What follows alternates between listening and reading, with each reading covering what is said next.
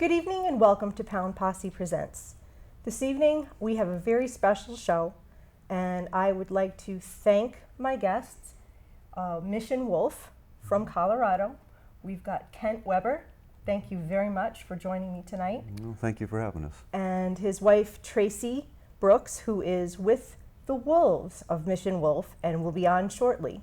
But first we're going to give a little introduction, and Kent, tell everybody about Mission Wolf who might not be familiar. Yeah, Mission Wolf is a solar-powered sanctuary in Colorado. We provide shelter for 37 wild canines. They're all healthy, they're strong, but they've got one problem. They were born in captivity, they're imprinted by humans, and they don't have a chance to go back to the wild.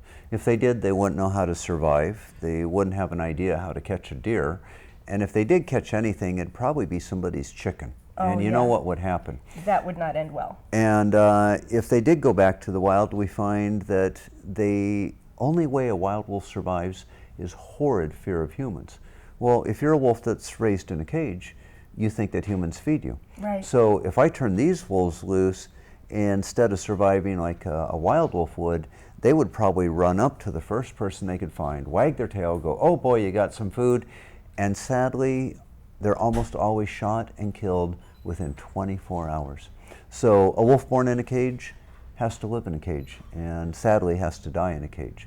And so Mission Wolf's just stand a chance out on its own. Yeah, Mission Wolf's a sanctuary for the homeless pet wolves, the movie wolves, zoo wolves, wildlife park wolves, and now you got a whole culture that we've been taught as children. If you like something as an American, what are you supposed to do? One thing. Go buy it. Now you've got people that admire the wolf because it's a symbol of the environment. They see the wolf, and we've now learned through science that the wolf is the founder of our best friend, the dog. Absolutely. And now you got people that breed a wolf with a dog, and of course they're really hoping that that puppy will grow up and look like a wolf and act like a dog. Like a dog, exactly. And we have over 250,000 of these animals in the United States right now. And sadly, you know, to say it bluntly, a lot of people can't take care of children right today. True. We kill 30,000 dogs a week because people take a dog home, they don't know how to train it, tears up the house, the yard, bites the neighbor, they take it back to the shelter and it's euthanized. Yes. So to mix a wolf and a dog, it doesn't help the wolf, no. It doesn't help the dog, but we now have another complication, a bear. You know they're wild, and you can take a baby bear cub, they're adorable, they're just like little living teddy bears, and you could put it in a first grader's lap and go, "Here's the milk bottle, feed the bear." And of course the kid would love to do that. You ask the first grader, would you take that bear home, put it in your house? Oh no. They know in first grade that when that bear grows up, or the wild cat, and most any other animal, that it's not going to behave. And that if you try to tell the bear not to eat itself through the walls of the house, or rip up the couch, or tear the door off the refrigerator, you can't tell a bear anything. No. And we understand that when we're little. But the unique thing about the wolf is it splits people's minds in half. One side of our mind goes, gee, it's the symbol of the wilderness, and the other side of your mind goes, gee, it eats grandmothers. It's the nemesis of our hero, the cowboy. And so it's just really fascinating to me how humans react around these animals. But the one thing about a wolf, the DNA is identical to a dog, basically. And scientists are working like crazy, and they've been working, and every year a new scientist goes, "Oh, I figured it out. I know how to tell a wolf from a dog." And then the next year a scientist, another one, proves them wrong. Right. And that's been going on for years. So right now, the way it stands, in a court of law, with the best science I can find, I cannot prove to a judge the difference between a wolf and a Chihuahua. And it sounds nutty, but that's the way it is with DNA. So how can you regulate what you can't identify? You can't. And many states are trying to do this. They're wound up with it. So here in Connecticut, you have a Department of Environmental Conservation. They're worried about the welfare and the safety and the future of Connecticut's wild animals. You also have the Animal Control Department, usually a department or the police department, right. And they are only concerned with domestic animals. So if a domestic animal is part wild, it doesn't fit in the dog shelter, and they have to kill it. They don't have an option. And if a wild animal has part domestic ancestry, it doesn't fit in the wild animal department because it's part domestic. So it's the only animal that one has this amazing outcry of fear and admiration at the same time. So I think that's why people respond so much. And it's also one of the only animals you can't prove what it is. So today I could bring a wolf in here and I could tell your viewers, look at this cute little puppy, and I could take a puppy into a classroom. Of course, you ask the kids, would you take it home? Oh yeah, everyone would take it home.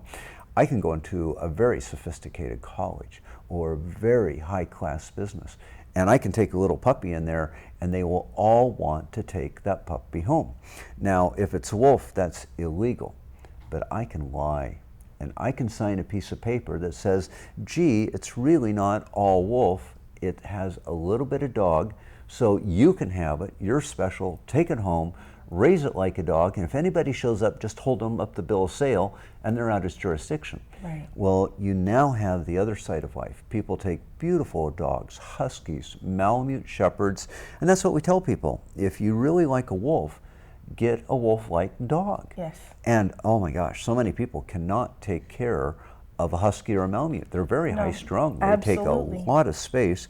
But if I thought that you liked a wolf, and I had a husky, I could lie about it. And guess what I could call it? Part wolf. And I would give you a piece of paper that said, oh, it's really not a dog, it's a wolf-dog cross. And the next thing you know, you have 500,000 of these animals now in cages, almost 250,000 pure wolves in cages, and an additional 250,000 wolf-dog crosses. Well, we have shelters around the country. They call Mission Wolf every week and go, hey, I got this wolf. Could you please take it in? Well, I can't. I've turned down 10,000 homeless animals. Wow. And when I started this, I grew up in the woods. I was out in the Rocky Mountains of Idaho first and Colorado. That's where I spent the last 40 years. And I don't like animals in cages. Most people don't. I enjoy zoos, and I think there's a need for a zoo to show people why we should appreciate nature. But to watch an animal pace around in a cage, I thought that was disgusting. Yeah. So, it hurts the heart. Yeah, and one day as a little kid, me and some friends found a wolf in this cage. A lady had it in her backyard, and we were like 12 years old. And we scratched our head and went, why? You know, this is wrong. And we tried to figure out how to get that padlock to open because we were going to rescue the wolf and turn it loose. I was young. And of course, at that time, I don't think I recognized that if I did turn it loose, it would have just been killed. Yeah, it was a death sentence. Yep, it'd been more humane for me to shoot the wolf in the cage than to ever turn it loose because they just would be traumatized. They wouldn't know how to survive. Well, I think that was some of the founding fuel that got me involved. And then I always loved dogs, and I grew up with dogs, and even as a little kid, I could handle some really aggressive dogs, and it just didn't bother me. I didn't get bit, and neighbors would have attacked dogs and different things, and oh, nobody go around it, and I'd be sitting there petting it.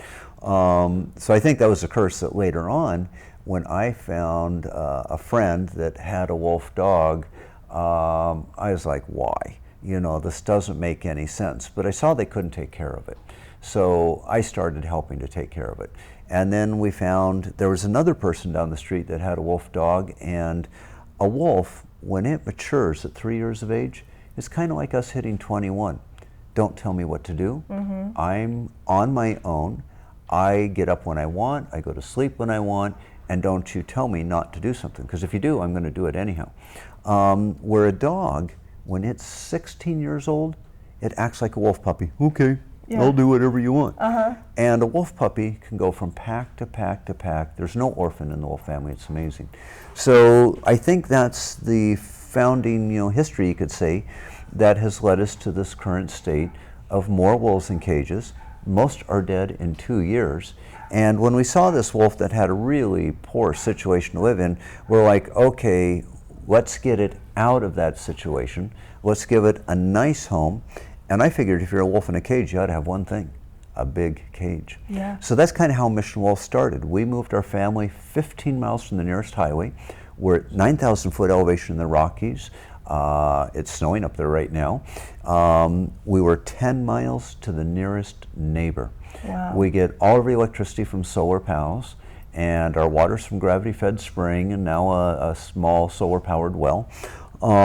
And I figured they should just have a huge home, so we didn't even build our house. We built a huge fence, and we started taking care of this wolf dog, and then we took in another wolf dog, and then one day, driving down the road, I didn't even know this existed. I found a pure wolf at a roadside zoo. It was out in South Dakota.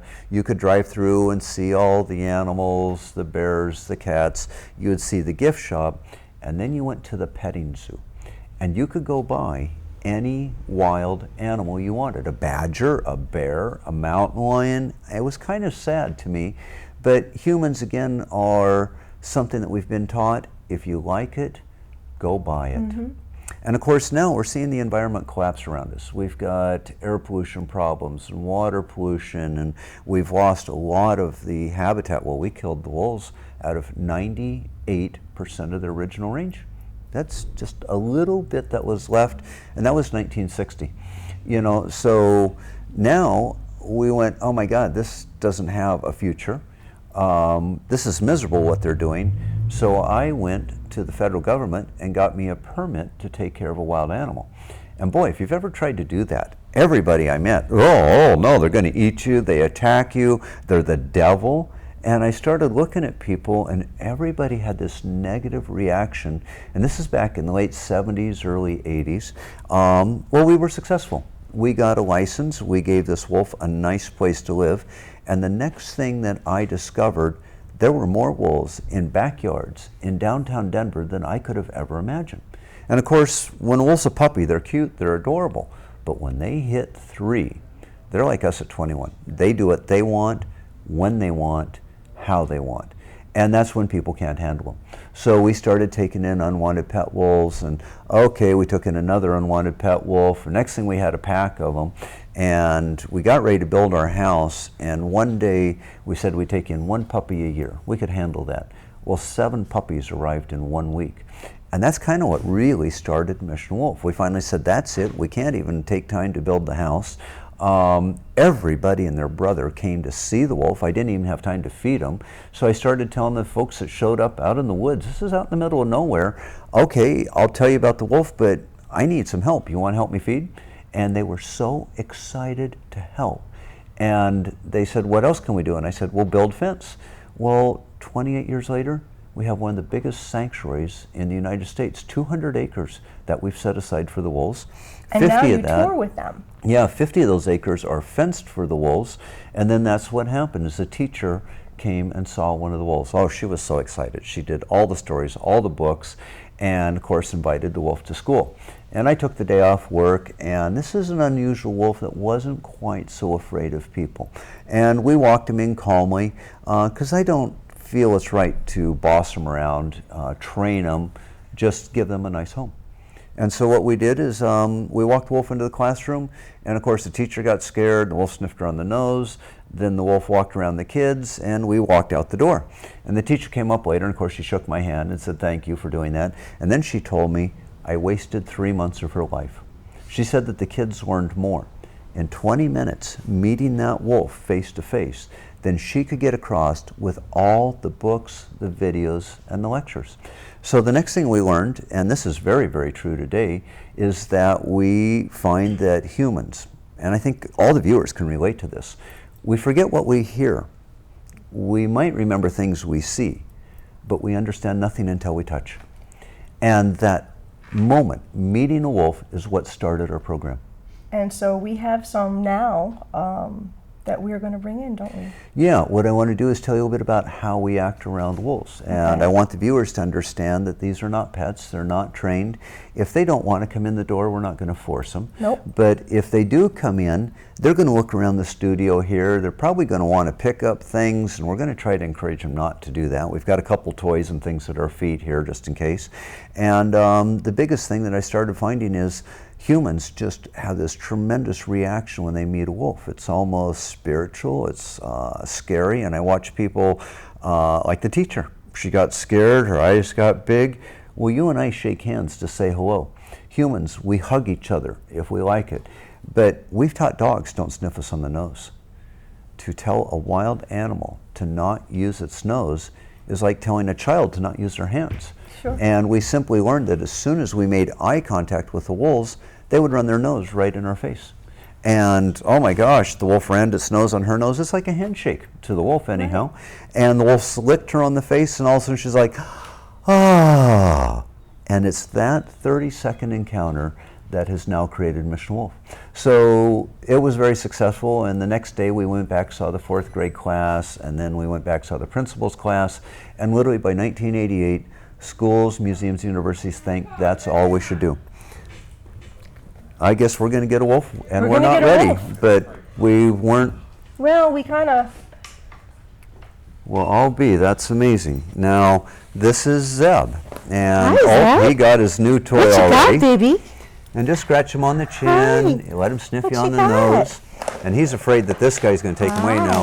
This is his adopted dad. This is Abraham. And Abraham. Magpie, the silver one that's walking around here, she's the queen. She's the matriarch of the family. She's walking around seeing some other folks. And what I think people learn really quickly, and we can close the door if you'd like, Tracy. It's actually really nice to have that fresh air Okay. coming in. They Yep. feel really Hey, guys. So you can see they're curious. There you go. That's that little nose-to-nose hello, and just start scratching them. Hi. Now you notice how big their heads are. And this Yeah. is Maggie, the queen. Hi. Oh, You want to treat me? kisses. Sure. There you go. Hold on, I don't have her. Let go. Okay. Okay. Hi, babies.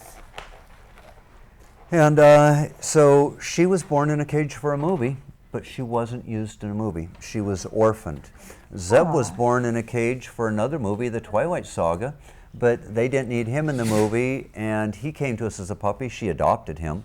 And then Abraham, the one that first came in, the little brown one, he was found running down the streets of Salt Lake City. Now, Zeb's going to chew on these stuffed toys. You're going to watch a little behavior here in a minute, and we might see a little scent rolling. Hi, Now, babes. we'll talk a little bit more about Maggie, and we'll talk about some of the physical characteristics of a wolf. You'll see that they've got a bigger head, about a third larger brain compared to that of a dog of the same size. So they're very intelligent. They know exactly what we want, but they kind of do what they want. And you can see she's like, oh, I got to smell that Very couch. curious. Yeah, the couch has I a lot of bet smells on it. the That's had couch dogs on it and is cats. covered with cat and dog smells, yep. Now, Abraham, we'll see if we can bring him over. How you doing, Abe? Abe, what's up? Come on over. Yeah, there you go. Want to come say hi? I want to let Oh, Maggie have as yeah. much freedom as she can. Yep, I'll trade you. Yep. Okay.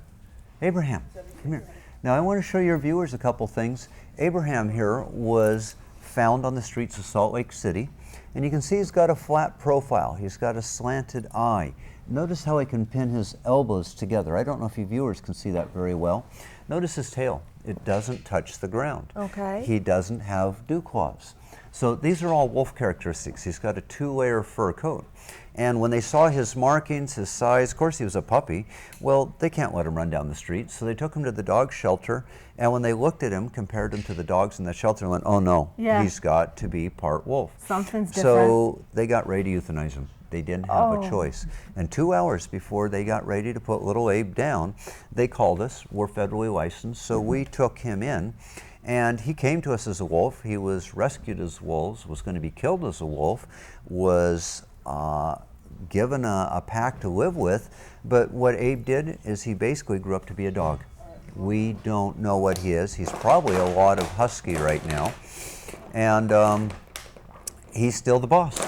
So these are some of the things that we find are very confusing to the public, that you can't identify a wolf from a dog through DNA, and even in characteristics, but I'll see if Abe will do this. Abe.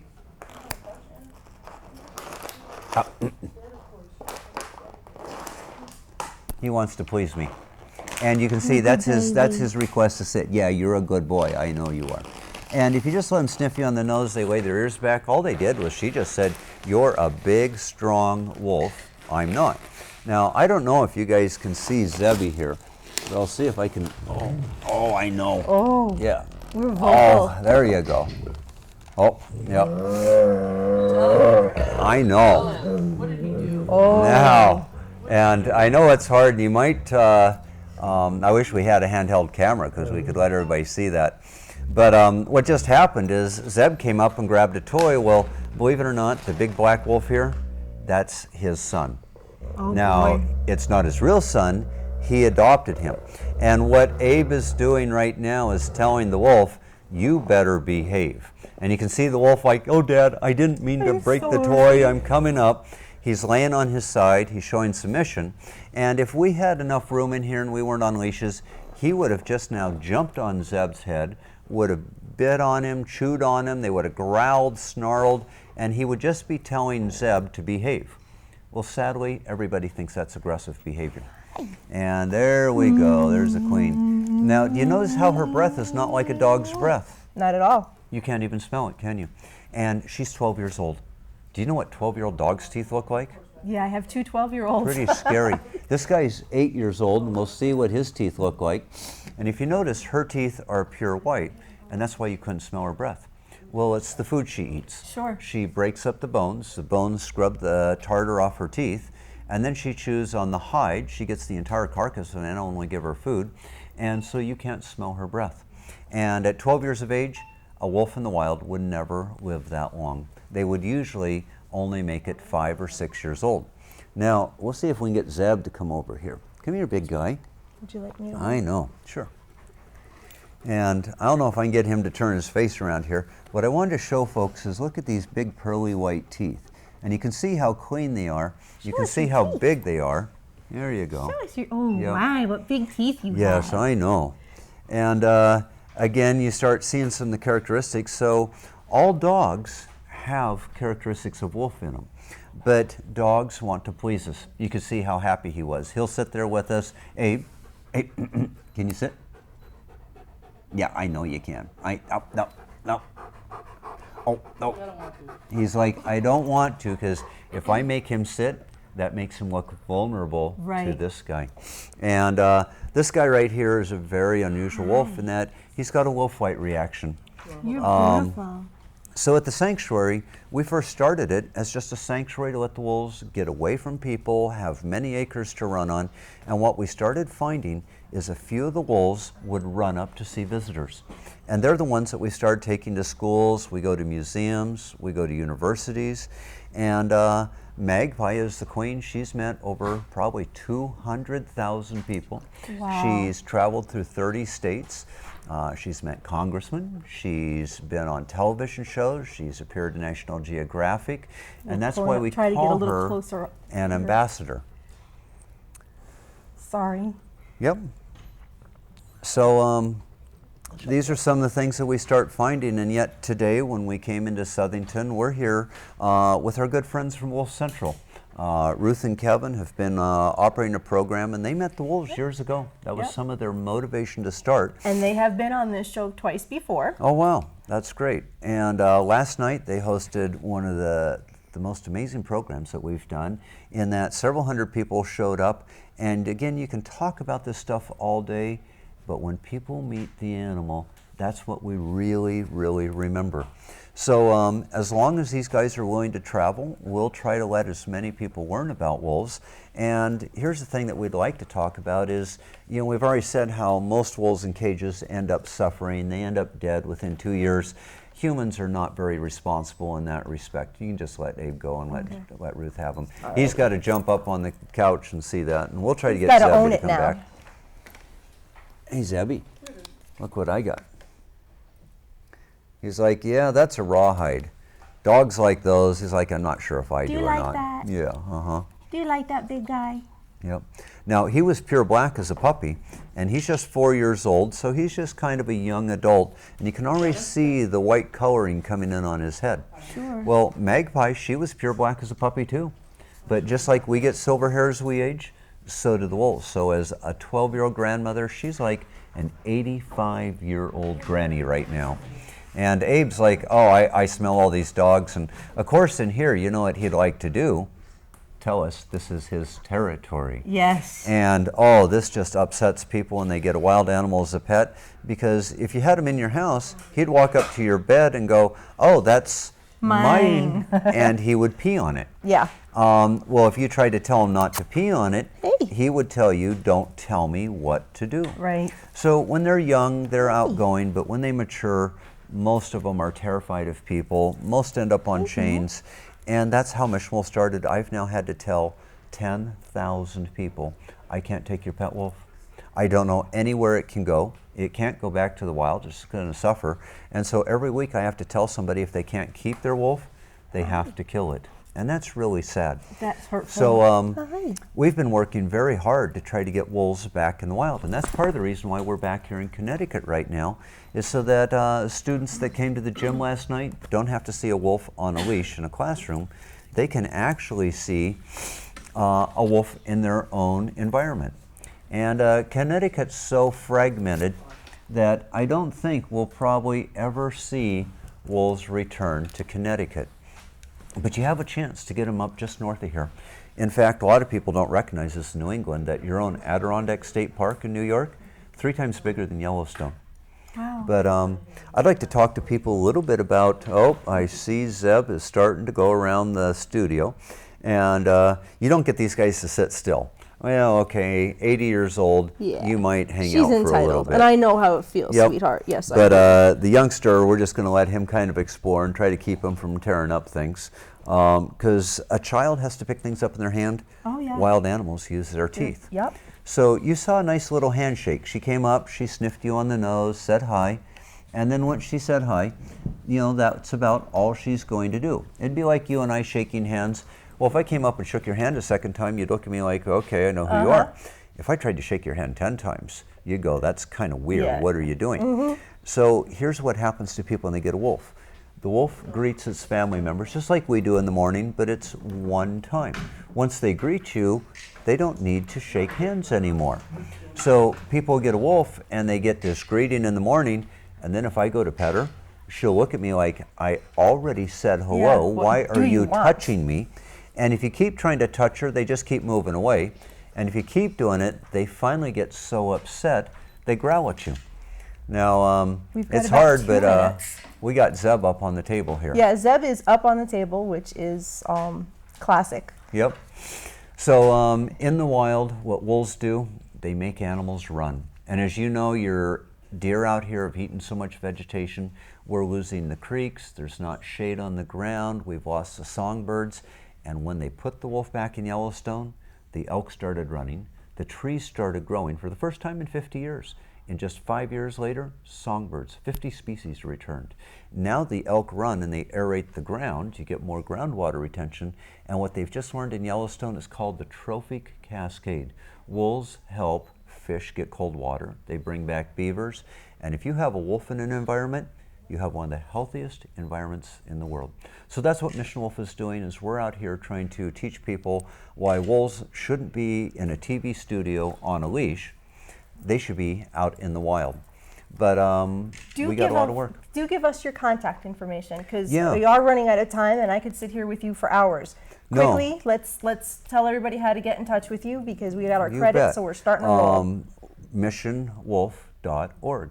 And it's a real simple place where people can go online and they can look and learn about how to take care of wolves. And we also have the folks here from Wolf Central. And what's your website address?